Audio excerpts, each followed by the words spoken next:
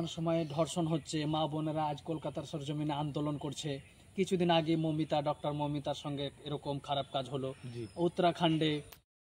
তো আমাদের ইসলামকে এটা বোঝায় এভাবে চলা যাবে না, অ্যাকচুয়ালি আমরা অনেক বিভ্রান্তের মধ্যে পড়ে গেছি।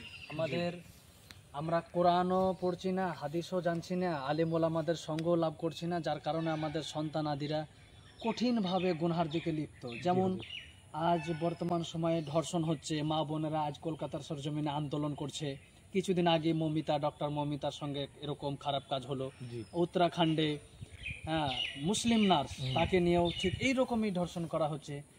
তো আমাদের বিশেষ ধর্ষণ যে হচ্ছে আমাদের মা বোনদের সঙ্গে, এর পিছনে দায়ী কোরআন বা হাদিস বা আমরা নয়, এর পিছনে দায়ী তাদের চরিত্র। আজ স্কিন টাইট গেঞ্জি পরে, হাফ প্যান্ট আর তারপরে শর্ট গেঞ্জি, স্কিন টাইট গেঞ্জি পরে রাস্তায় যদি বেরিয়ে বেড়ায়, তাহলে তো সন্তান আদিদের মনে খারাপ মন্তব্য আসবে, হ্যাঁ না? স্বাভাবিক ব্যাপার। আপনি যেমন কলকাতা গিয়েছেন, স্টেশনে যাচ্ছেন, মা বোনদেরকে কেমন পোশাকে দেখছেন? একদম ছোট ছোট পোশাক।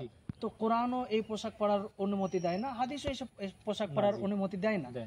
তাহলে যখন যে কোরআন অনুমতি দেয় না, হাদিস অনুমতি দেয় না, তাহলে ওরা বিপক্ষে চলছে। আর যখন বিপক্ষে চলছে, তাহলে তাদের চলা কোরআন ও হাদিসের সাথে কোনো সম্পর্ক রাখে না। আর যখন সম্পর্ক রাখেই না, তাহলে অবশ্যই তাদের এই সমস্ত কর্ম কিন্তু জাহান্নামী হওয়ার এক একটা কারণ। বর্তমান সময়ে আমাদেরকে কোরআন ও হাদিস যেভাবে থাকার অনুমতি দেয়, যে তুমি ঢিলা ঢালা পোশাক পরে থাকবে, বোরকা হিজাব পরে থাকবে, মা ও বোনদেরকে বাড়ির মধ্যে থাকতে হবে। আজ মা বোনেরা স্বাধীনতা চাইছে আন্দোলন করে, তাদের আবার কিসের স্বাধীনতা? তাদেরকে তো এক জায়গায় বাড়িতে থাকতে হবে। তাদের জন্য তাদের স্বামী আছে, তার বাবা আছে, তার ভাই আছে, তাদের স্বাধীনতা দিয়েছে, তারা কাজকর্ম করবে। হ্যাঁ, তারা পরিশ্রম করে এনে বাড়িতে দেবে, তারা বাড়িতে খাবার তরি তরকারি রান্নাবান্না করবে। নচেত আজ তারা ছোট ছোট পোশাক পরার স্বাধীনতা চাইছে সরকারের কাছে। জেনা হওয়াটা স্বাভাবিক ব্যাপার, কারণ একটা মাছের সম্মুখে বিড়াল কমজোর। তদরূপ একটা মেয়ে যদি বোরকা হিজাব পরে থাকে, তো আরজি গেল কি সারা বিশ্বে উন্নত হয়ে যাবে, ধর্ষণ নামক জিনিসটাই উঠে যাবে। কিন্তু এখন যেভাবে আমাদের মা বোনেরা চলছে, ধর্ষণ হওয়াটা স্বাভাবিক ব্যাপার। আপনি যাচ্ছেন, আপনাকেই লজ্জা লাগছে, তাই না?